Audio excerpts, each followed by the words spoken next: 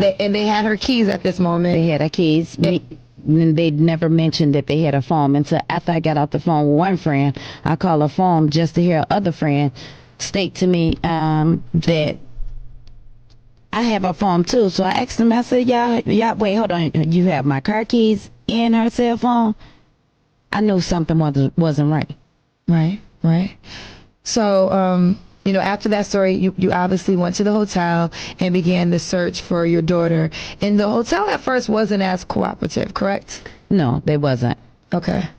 From when me speaking with her friends, when the hotel, the friends stated to me that they was looking for, because I asked them, to continuously look for it at first. Right. And she said that they was making them leave. The hotel was, They were trying to kick him out. Yes, they were going to kick him out that night. And because this is like about 4 o'clock in the morning. Oh, before. Right. Yes. Yeah. They was going to kick him out if they leave and call the police on them to arrest them.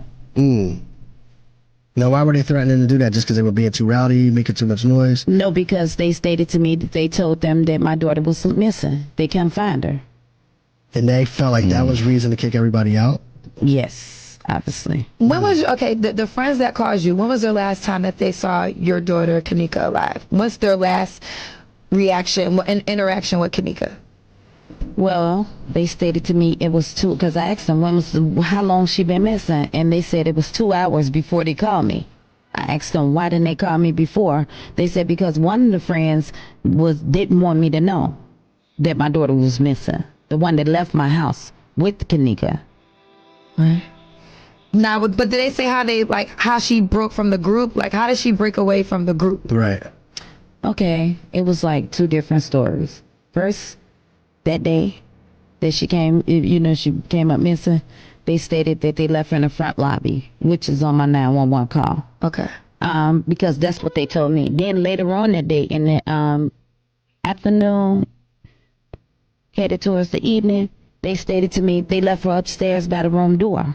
So they changed where they saw her last? Yes.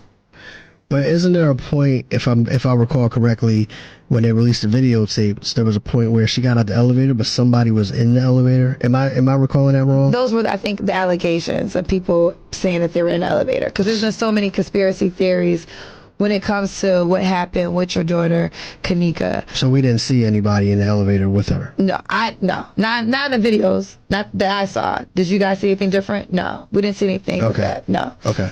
But again, so many conspiracy theories were being thrown out there. So now, okay, so you're at the hotel, you find her. So when do they actually, from when you get to the hotel, when does the hotel finally find your daughter in the freezer? Well, once I arrived, they finally found her after the 3rd time of us coming in, me and my family coming up to the hotel begging for help from the... He said he watched her die. Not in passing. Not by accident. He sat there, on live video, describing how she wandered through the hotel hallways, barely able to walk. Slurred speech. Stumbling. Alone. He laughed as he said it. He named the room. Described how cold it was. How the light flickered before she collapsed. He said she froze to death. Then smiled. The video vanished within hours. The man still walks free. When the police were shown the footage, they dismissed it. Said it didn't prove anything. Said her death was tragic, but accidental. Case closed. But nothing about this case is clean. A 19-year-old girl walked into a hotel with her friends for a party. She never came back out. Her body was found, hours later, in a locked, industrial freezer. No security footage showed her going in. No one saw her struggle. And her friends had already left. She was found face down. One shoe off. Her jeans unzipped. Her hair matted. And yet somehow, no foul play. They said there were no bruises. No wounds. No trauma. But what about the live stream? What about the man who confessed, who knew the details only someone who was there could know? Why didn't they investigate him? Why did the hotel block the mother from seeing the footage for over a day? Why did key surveillance files have missing time codes? What really happened in that hotel? And why did no one stop it? Behind the scenes, something darker was lurking. Something far more deliberate, or so it seemed. And as you'll soon see, the story they told the public was never the full story. She walked into a hotel with her friends, and never walked back out alive. They said it was just a party, just a night out. But within hours, she vanished. And nearly a full day later, her body was found locked inside a freezer deep inside the hotel's kitchen, one that wasn't even supposed to be in use. She was only 19. The footage they released. It showed her stumbling through empty hallways, disoriented, clutching the walls, barely able to stay upright. But the key moment, the one where she supposedly enters the freezer, was missing. They said the camera didn't catch it. That no one saw her. That no one was with her.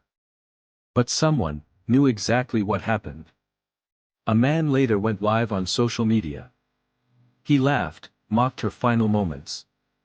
Said she couldn't speak, couldn't move. Described the freezer. Described how cold it was. Described her body. He even named people who were allegedly there. And yet, no arrest. No questioning. No follow-up. The video was gone within hours. And the man? He was never charged. Instead, the official report claimed her death was an accident, caused by alcohol, confusion, and cold. No signs of struggle. No wound significant enough to suspect foul play. That's what they said. But her mother wasn't convinced. Neither were millions who watched the footage, listened to the confession, and saw the inconsistencies. Why was key footage missing? Why did the hotel refuse to cooperate at first? Why did the people who claimed to be her friends leave her behind, and change their stories? And most importantly, why has no one been held responsible? This wasn't just a tragic accident. Behind the scenes, something darker was lurking. And if you think the truth has already come out, think again. September 8, 2017. A typical Friday night. 19-year-old Kanika Jenkins left her home on Chicago's West Side, unaware she would never return. She was headed to a party, just to get together at a hotel with some friends. The Crown Plaza O'Hare in Rosemont. It wasn't the first time teenagers had booked a room for a night of fun and drinks, and it wouldn't be the last. But this night would end in a way no one could have imagined. She smiled in selfies. She posted a few snaps. Her friends played music, poured drinks, and danced in dim hotel lighting as the night unfolded. But somewhere between the laughter and liquor, something changed. Witnesses would later say Kanika started acting strange. Her walk became unsteady. Her eyes, glassy. She seemed confused, like she was losing control of her body. By the time the clock struck 3 a.m., Kanika was seen on a security camera stumbling alone through the hotel's lower levels. She bumped into walls, struggled to keep her balance, turned into empty hallways as if searching for something, or someone. No friends by her side. No one helping her. She was alone. And that was the last time anyone saw her alive. By sunrise, her friends were panicked. They couldn't find her. She wasn't answering her phone. Hours passed. They claimed they'd looked everywhere, hallways, stairwells, elevators. No sign of Kanika. Around 5:30 a.m., her mother, Teresa Martin, arrived at the hotel. A mother's instinct told her something wasn't right. She pleaded with hotel staff, asked them to check the surveillance footage. She begged them to help. But the answer was no. Staff said they needed a missing person report. Said they couldn't share footage. Said Kanika was likely just off with someone. They asked Teresa to wait. She didn't want to wait. While minutes ticked by on the hotel lobby clock, Teresa paced the floors, knocked on doors, asked questions no one could answer. no one was looking for her daughter. She was told to call the police. She did. But time kept passing, and Kanika was still missing. Finally, after over 12 hours, a report was filed. The hotel began reviewing footage. But even then, they claimed nothing unusual had happened. Just a girl walking, then vanishing into the hotel's interior. The search ended 36 hours after Kanika walked into the hotel. Her body was found just after midnight. Alone, frozen, inside a commercial walk-in freezer in the hotel's unused kitchen. She was face down. Her clothing was in disarray. One shoe was missing. Her hair was matted. Her skin had turned gray. No one could explain how she got there. The freezer, they said, was locked. Yet she was inside. No cameras had captured her entering. No alarm had gone off. According to staff, that section of the kitchen wasn't even in use. It should have been locked. It should have been secure. But somehow, a teenage girl had walked into it. And never walked out. An autopsy would later declare hypothermia as the cause of death. Alcohol and a prescription drug were found in her system. But the circumstances didn't make sense. How could a drunk, barely conscious teenager end up trapped in a walk-in freezer? Alone. Unnoticed. The camera that pointed toward the freezer door. Conveniently, there was no footage. Inconsistent stories. Surveillance gaps. Delays in action. Tampered timelines. Her mother wasn't convinced. Neither were the people watching from home. Millions would soon demand answers, but the silence from officials spoke louder. And just when the media was beginning to let go of the story, a video appeared online. A man, laughing. A voice, saying he watched her die. 1 week after Kanika Jenkins was found dead in a hotel freezer, a man, allegedly one of the partygoers, went live on Facebook.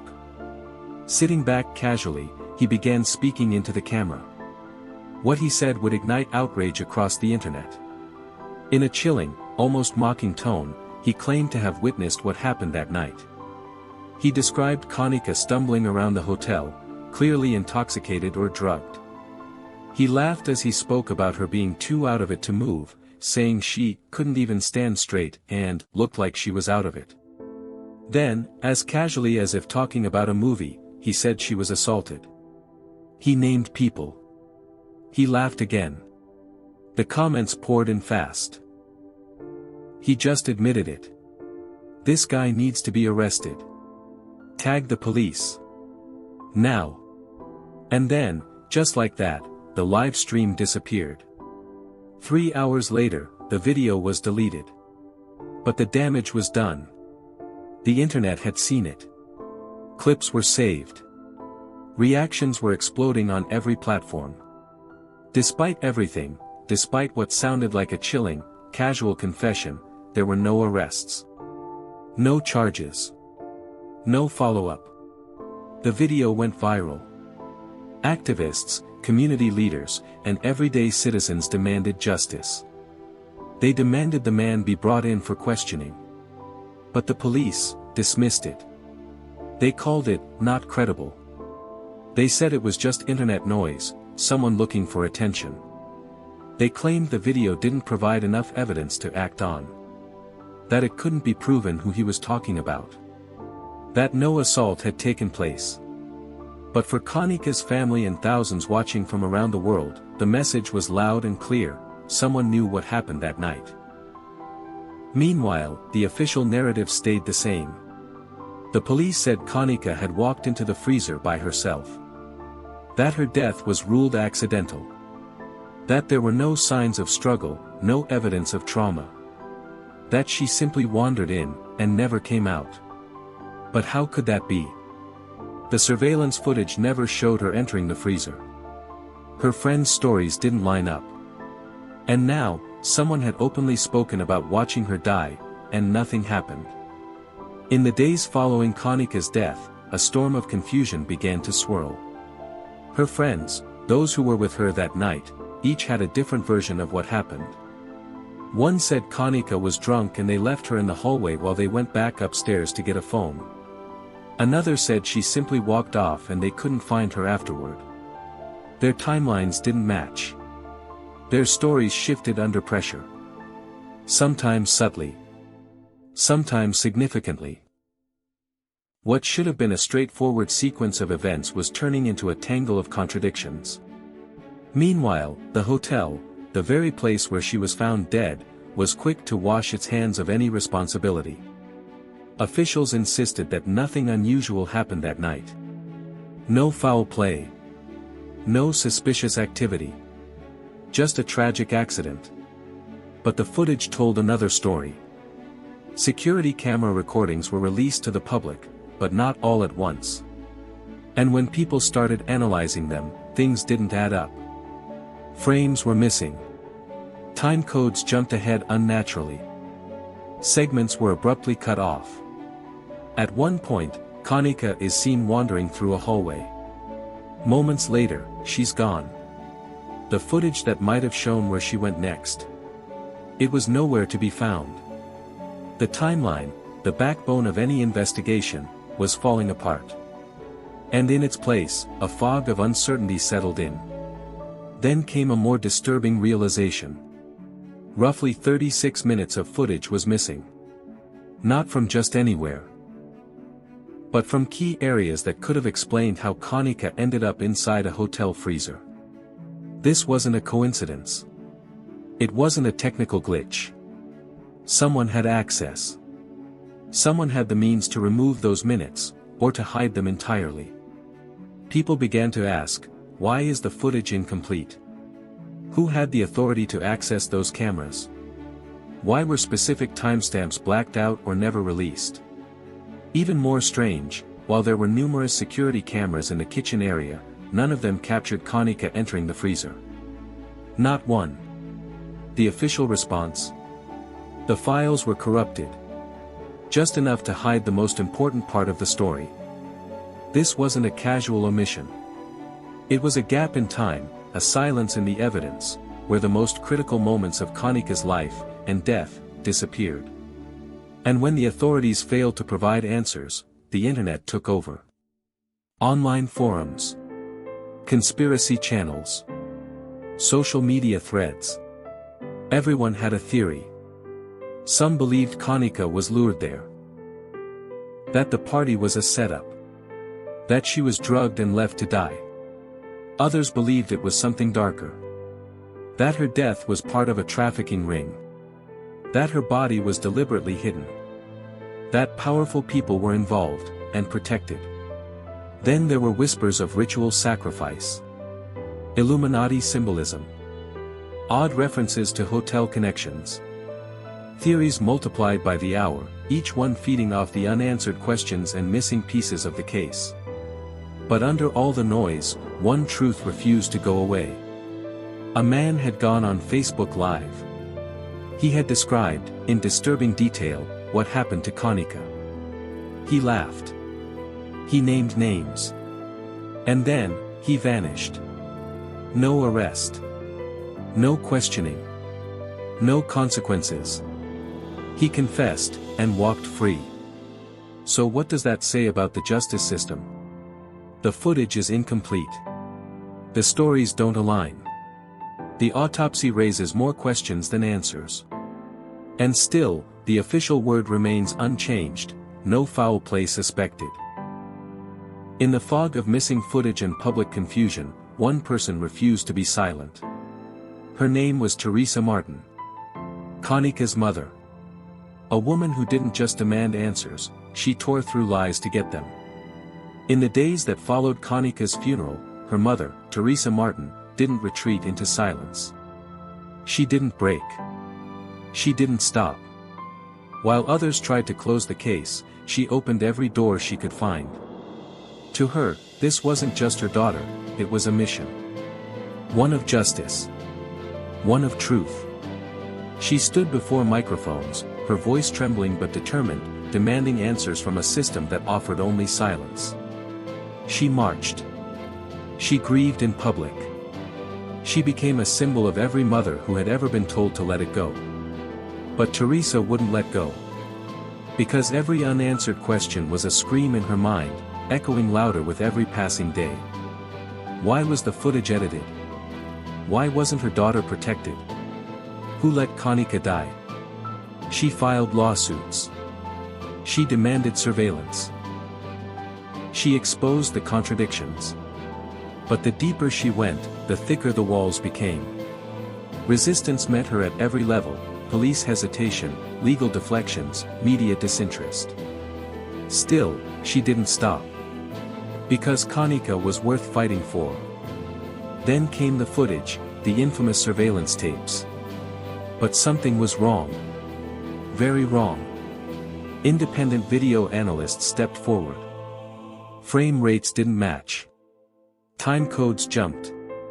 Entire minutes appeared to vanish, snipped out like someone had something to hide. Reflections in glass showed more than one figure, even when only Kanika was supposed to be present. At one point, her shadow flickers, as if someone else is walking just behind her.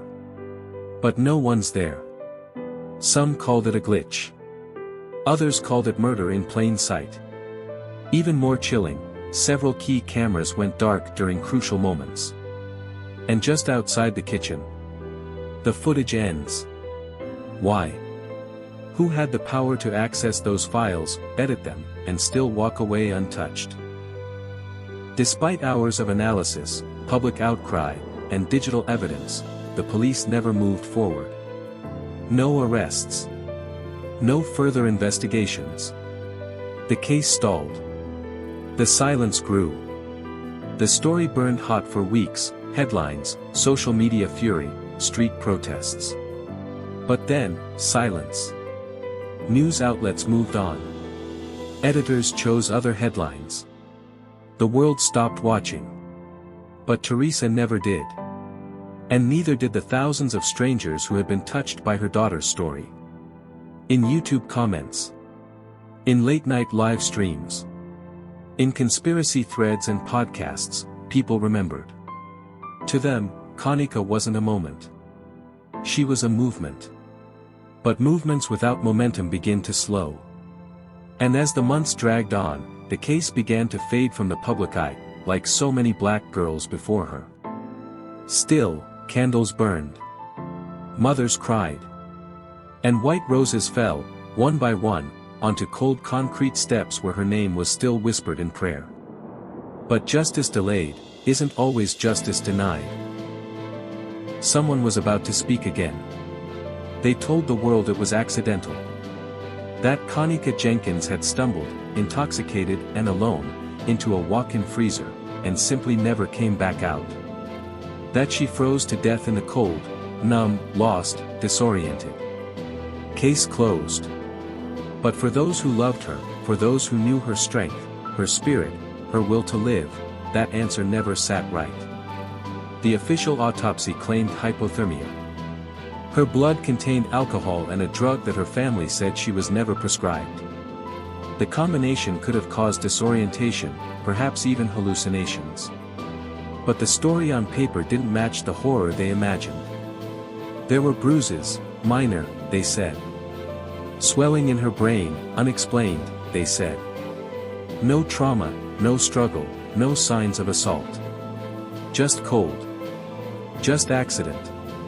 Still, something felt off. Too clean. Too simple. Her mother couldn't accept it. Independent medical experts were consulted. Diagrams were drawn. Questions were raised.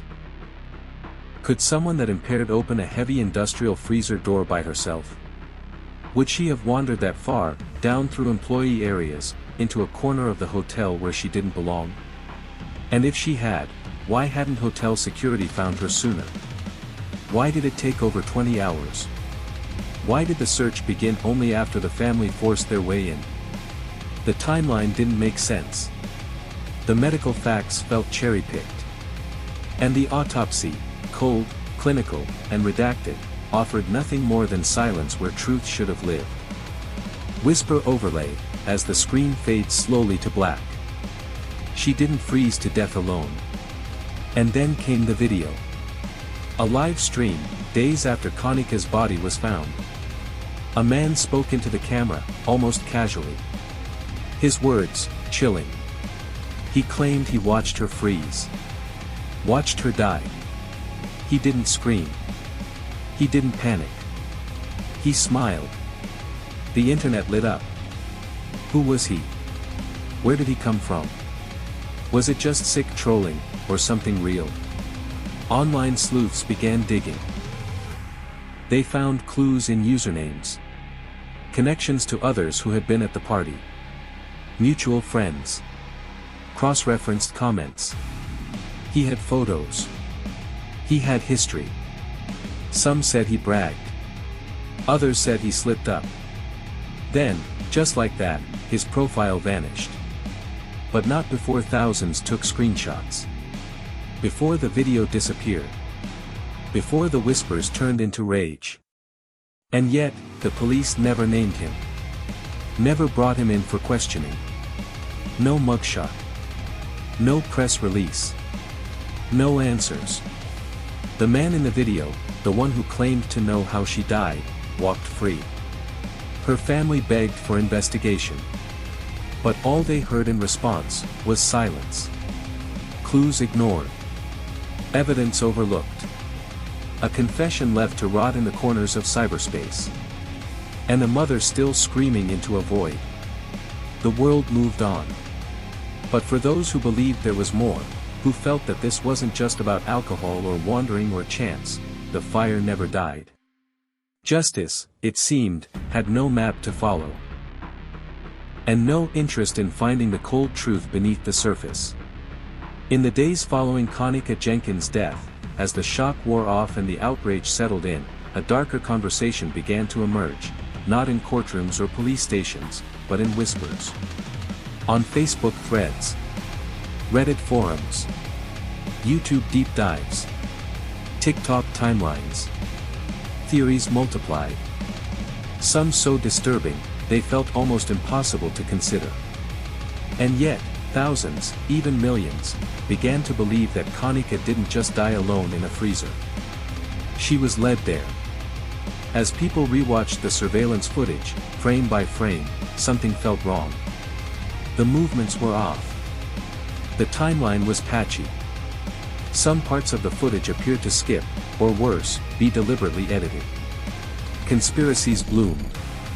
Many viewers noticed what they believed to be visual manipulations, shadowy figures trailing Kanika, reflections of people in glass windows, sudden cuts in the feed. The theory? That she was set up. Online sleuths argued that Kanika was far too intoxicated to navigate that hotel alone. That her friends, who had invited her to the party in the first place, weren't being honest. Some noted that her friends didn't report her missing immediately. Others point that someone Kanika trusted may have turned on her. That the girl who danced with her in the mirror, who helped her fix her hair, was the same person who let her walk into danger, alone. Some believe Kanika wasn't just lost in that hotel. She was abandoned, on purpose. But if it wasn't a setup, then what was it? As internet forums exploded with outrage, another theory crawled out from the shadows, one more chilling, more grotesque, and far more sinister. Organ trafficking. Yes, that theory. At first, it seemed like a reach. A conspiracy for clicks. But then, people started digging. The hotel freezer where Kanika's body was found wasn't in active use. It wasn't being monitored. It was located in a section of the hotel that was under renovation, not meant to be accessed by guests. The lights were off. The door was heavy. And she was found face down, partially undressed. For many, this didn't read like a tragic accident. This read like a cover-up. People asked, why was a commercial-grade freezer even accessible? Why wasn't it locked? And why did no one hear or see Kanika stumbling through restricted areas, despite dozens of security cameras watching every hallway? And then there was the autopsy. Official cause of death, hypothermia due to cold exposure. But, no clear explanation for the abrasions on her leg. No clear answers about her blood alcohol level, or how she ended up in that specific freezer alone. Some argued that her body had been stored, not just abandoned. Others claimed her disappearance was part of something far larger, far darker. Something that preyed on young women of color and thrived in silence. Yet, despite the noise, the viral campaigns, and thousands of amateur investigations online, authorities stood by their findings. No foul play. No suspects. No arrests. And for many, no justice. In the eyes of the law, this case was closed. But in the eyes of the people, it never even began. She was 19. Just 19. Kanika Jenkins wasn't a headline. She wasn't a theory. She wasn't a case number in a police file or a trending hashtag for a week. She was a daughter. A sister. A friend. A young woman who wanted to go out, dance, have fun, live. But instead, she ended up frozen in a hotel freezer, alone, confused, and without answers. And all we've been given are excuses. A mother buried her child. Friends stayed silent. The police moved on. And the world forgot. But not all of us. The video fades into real home footage of Kanika, laughing with family, dancing at a party, celebrating her birthday. Unfiltered. Human. Overlaid with her voice, giggles, a snippet of her speaking. "I love y'all," she says in a clip. The words hang in the air. The emotional weight hits. This was someone real. Not a symbol. Not just a tragedy. A young black woman with dreams and love to give, gone. So we ask. Why was the footage edited? Why did her friends change their stories? Why was the freezer open? Why did no one hear her scream? And the biggest question of all. Why was Kanika Jenkins left to die alone? A quiet pause. No music. Just silence. Then, her mother's voice from a past interview. "I'm not giving up. I'll never stop fighting for my baby." Teresa Martin speaking at a vigil, voice cracking. Marchers holding candles, chanting, "Justice for Kanika." A black screen with a single white sentence. She deserved answers. She deserved truth. She deserved to live. If Kanika's story moved you, don't just scroll. Don't just wonder. Share it. Speak her name. Demand transparency. And fight for those who are still voiceless in the dark. Because next time, it could be someone you know. Someone you love. Someone you can't get back. Please subscribe for more true crime videos.